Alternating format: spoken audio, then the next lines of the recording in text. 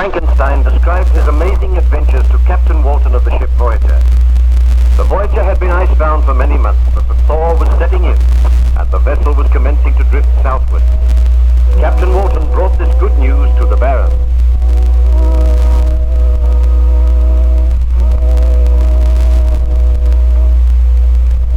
Baron Frankenstein, our journey homeward is commencing. The ice is breaking up. There are several patches of water around the vessel. Very soon we will be underway. I must leave the vessel at once. I know the monster is still alive. I cannot let you leave, Baron Frankenstein, you know that. You have no power to keep me here. Well, we are not making very much progress as yet, and I would sincerely like to hear the remainder of your story. I am writing it all in my journal. Well, I was telling you that in the wilds of Tartary, I encountered a peasant who was terrified because he had seen the monster. And when you were seeking to comfort the peasant, you heard the monster's laugh. Yeah, I drew my pistol and moved towards the door. To my surprise, the door opened and the monster appeared. My surprise was so great that I hesitated for a moment, and that hesitation was fatal. With incredible swiftness, the monster advanced and wrenched the pistol from my hand, and then he said, "It is time that you and I spoke again, Frankenstein. You seem to have the powers of evil. Always you flee before me. Am I never to kill you? Shall I kill this peasant, or will I bid him begone? I do not wish him to hear what we have to say. Go, fellow. Do not return here for some hours." Because you are my creator, so should you be my friend. We are both outcasts now. Can we not also be friends?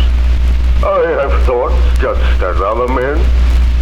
If I had a friend to whom I could speak, and who could read to me and teach me many of the ways of the world, perhaps I would find some strange happiness. You cannot return to your world, Frankenstein, but you could find loyal, faithful, and honest friendship with me. You have murdered my wife, my friends, and made me an outcast in this world, and yet you dare to ask for friendship. Is your life happy now? I have never known a moment's happiness since I created you. And I have never known a moment's happiness since I was created. Do you not owe it to me to give me some peace and happiness? To give me friendship? To give me your ideas? I owe you nothing but hatred. Was it my fault that men shrink from me and strive to kill me? Is it my fault that I defended myself by killing them and thus earning further hatred?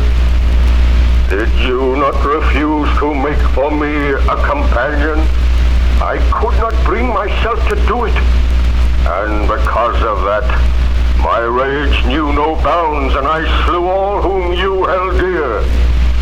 Now it is over.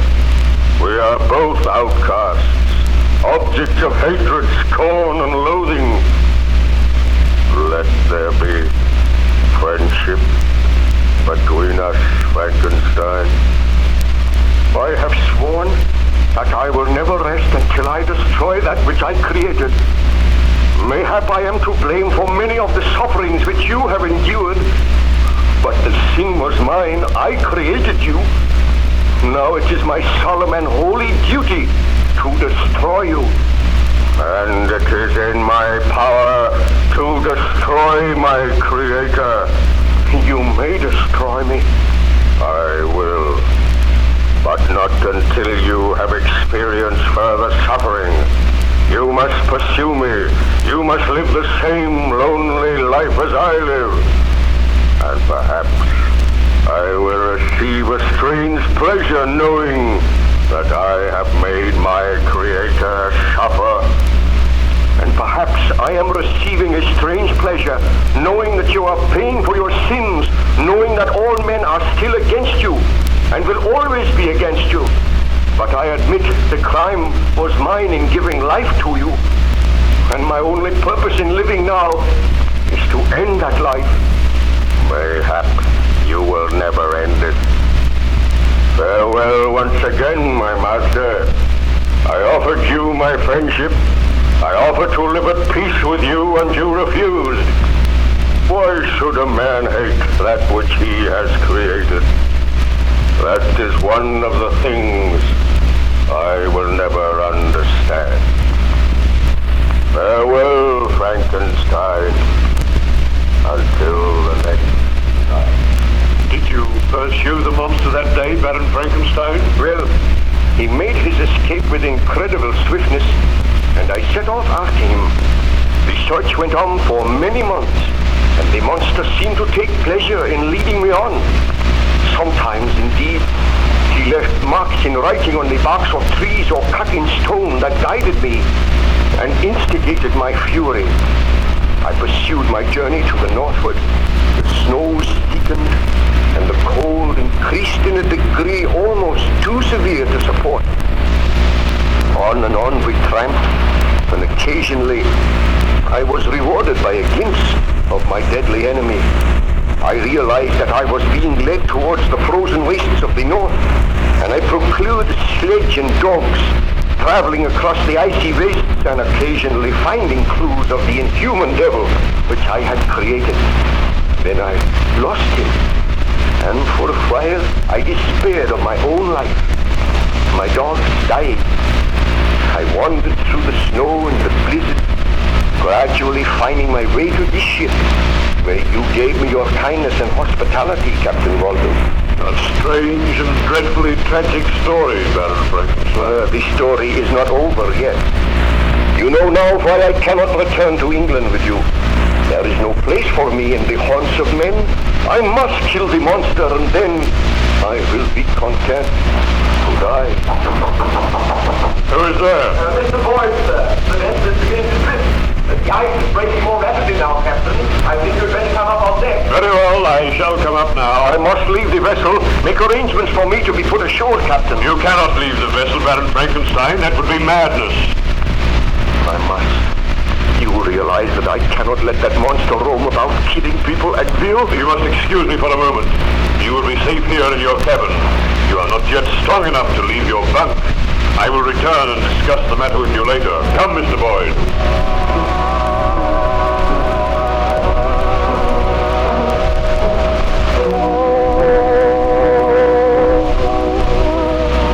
Well, have you any orders to give, Captain?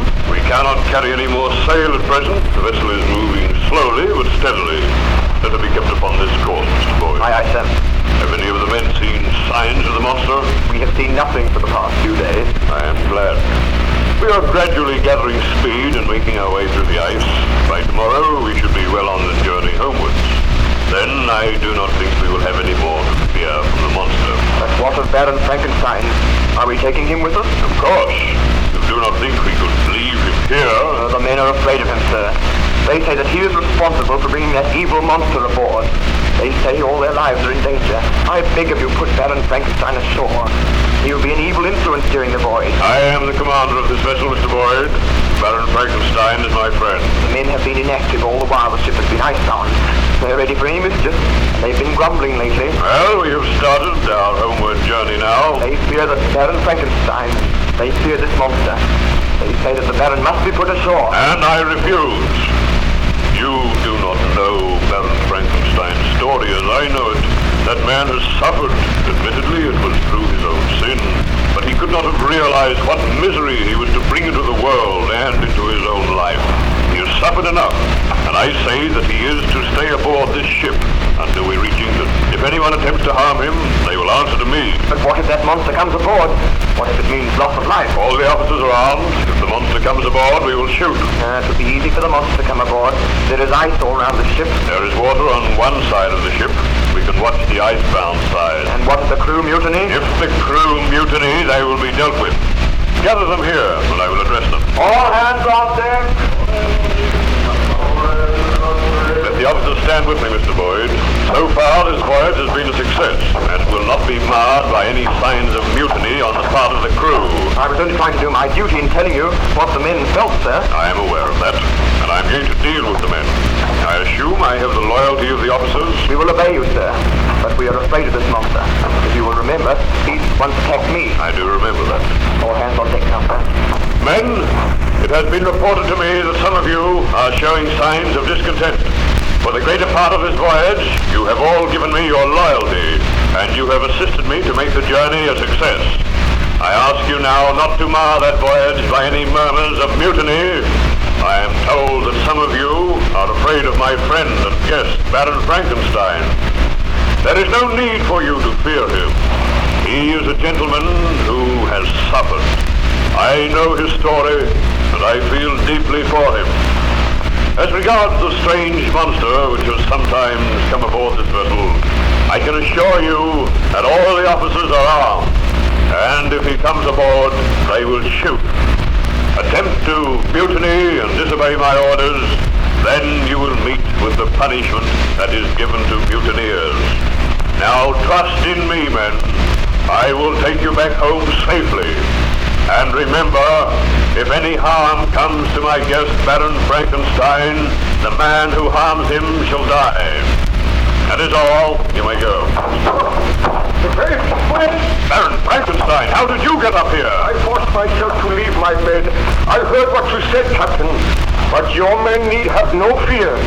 I will go ashore now. Certain members of the crew of the Voyager objected to the presence of Baron Frankenstein on board. But Captain Walton addressed his crew and informed them that the Baron was his guest. Then, to the surprise of everyone, Baron Frankenstein tottered up onto deck. He was weak and ill, and he supported himself with difficulty. He informed Captain Walton that he intended to leave the ship immediately.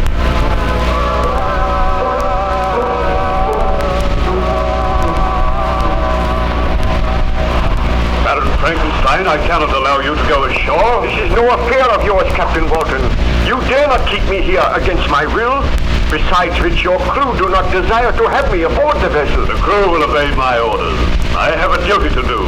I cannot send a man to certain death. Captain Walton, I appreciate your feelings, and I thank you for your friendship, and for all that you have done for me.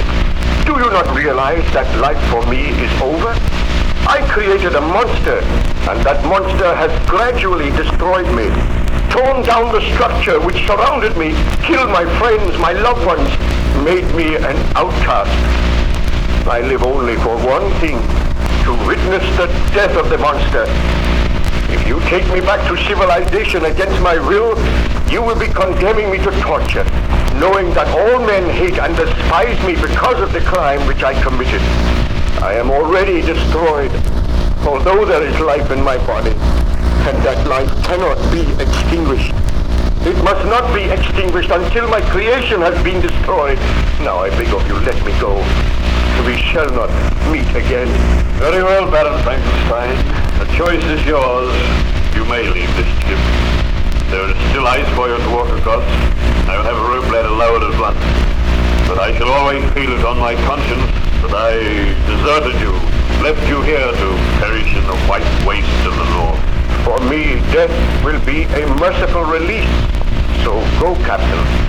And when you return to England, you may publish the notes in your journal, so that all may know that it is folly, that it is a grave sin to usurp the rights of God.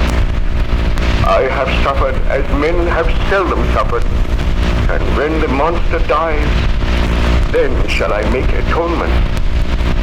To the members of your crew I also say farewell. I am glad that none of them has suffered because of my misdeeds. Now I must... He's collapsed. I knew he had not the strength. I knew he should not have come on deck. What shall we do, Captain Walton? We cannot put him ashore in his present state, and yet we cannot remain here. The vessel must go on. I hardly know what to do. I think Baron Frankenstein is trying to speak. I am to be cheated of my vengeance. I know it. I feel for the first time The icy clutch of death.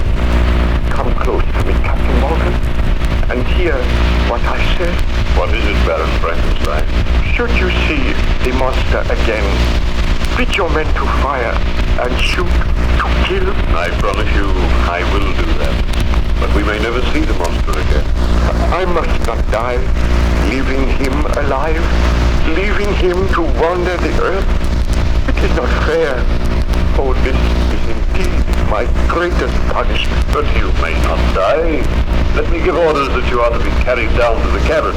There we will seek to revive you. Oh, it is too late for that. Even now, all grows dim. Oh God, forgive me for the great sin which was mine. Let no others be punished because of my folly and my pride. I have suffered because of my ambition, and I have paid the penalty. I go now to join my beloved Elizabeth, my friends, and I beg thy forgiveness, O Lord. That which I created has destroyed me. Now I go to my Creator, hoping for his abundance. We can do for you anything we can do for you, Baron Frankenstein. Nothing, Captain Walton, save to keep a close watch for him on the deck. I commend my soul to God, and I beg that you consign my body to the dark, black waters. That is the only favor I ask. I am coming, Elizabeth. All these long and weary months have passed, and soon we shall meet again. Oh, Elizabeth, my loved one, I long to be with you. Elizabeth. Uncover your heads, men. Baron Frankenstein has passed away. May God receive his soul. You carry out the constitution separate. Think his body to be confined. His body shall be consigned to the sea, and my journal shall tell of the horrors and the suffering which he underwent. Look, there, coming across the ice. The monster! Be ready with your pistols, men. He approaches across the ice. But I'm afraid. Show no fear. We are ready to deal with him. He's leading the rope ladder. Shall we fire? Wait! Do not fire until I give the order. He's coming aboard. Wait until I give the word to fire. My master, my creator, what ails him? Let me speak with him. Now, monster, Baron Frankenstein is dead, destroyed by your hatred and vice. Now you shall die. Fire, men!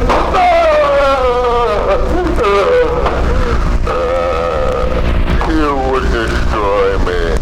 The blood pours from my wound, but I still have life. Let me look on the body of Frankenstein. Shall we fire again, Captain? No, wait. Frankenstein, you are dead. Victim of my hatred. Victim of your own selfishness. Oh, Frankenstein, I am filled with remorse, and yet soon I am to die.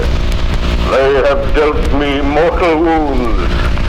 Frankenstein, my creator, I mourn for you. You say you mourn for him, and yet you drove him to his death. Your diabolical vengeance destroyed your creator. Think you that I do not deserve your sympathy? I swear that after the murder of Clerval I was heartbroken and overcome. I pitied Frankenstein and hated myself, but I discovered that he still sought for happiness, while I, his creature, could live on in misery and loneliness. Men have forced me to murder. Loneliness has made me bitter, and now he who gave me life is dead. I swear I was not born to hate, but men turned from me, and my creator would not aid me. He offered you death. Does any man seek death while he may yet find happiness in life? Frankenstein welcomed death. He sought only to live so that he might destroy you. There lies my creator, white and cold and dead. You hate me, all men hate me, but your hatred cannot equal that which I regard myself. I once sought the friendship of Frankenstein. Should there not be friendship between the creator and his creature? But because he is dead, so shall I die. Bid your men not to fire on me again. You can see that I am mortally wounded. Tell me, what was Frankenstein's last wish? His last wish was that his remains should be consigned to the sea. His last wish shall be carried out, and I shall carry it out. Look you over the side of the vessel. See you not that deep black pool of water? That shall be the grave of Frankenstein and his creature. With my last remaining strength, I raise his body in my arms, and creator and creature will lie in cold death together beneath the dark, unfriendly ocean. He has taken the body, Captain. Shall we shoot him? No, he is soon to die. Let us watch. I am about to leave this world, and you are the last of humankind who will ever behold me. Even now you shrink from me with horror and loathing, and him whom I hold in my arms gave me this hideous form, condemned me to a life of loneliness, yet he was my creator, and instead of loving his creature, he hated him, sought to destroy him. So I sought vengeance on all men. I turned against him who had given me life. Let every man learn of this story. Tell them the truth. Tell them that the hideous, diabolical monster from which whom all men turn had feelings just as other creatures. And by those feelings, so was he forced to wickedness and crime. Frankenstein, my master, that which you created is now to be destroyed. With faltering strength, I carry you to your last cold, unfriendly resting place. Did not kill him, Captain Walton. No, he goes to his death of his own free will, and now in some strange way I feel sorry for this monster. He has excited my pity. I will not live, but Frankenstein goes with me where I go. I led him across the world, the creator following his creature. Still I am suffering. Still I know remorse because Frankenstein is dead. But I know the suffering which I feel now will soon be ended. Watch and rest assured that I die. Come, Frankenstein, I hold your cold body fast. As I destroyed you, thus will I destroy myself. Nevermore will man learn the secret of how to create man. Farewell, all mankind. Frankenstein and his creature, now vanished forever from mortal ken. I have barely the strength to climb over the rail, bearing my burden, but I must die. We go now, Frankenstein, to know only peace and blissful freedom from suffering. Look on us, Captain. Let your men look on us. No other shall ever behold us. I go now with my creator.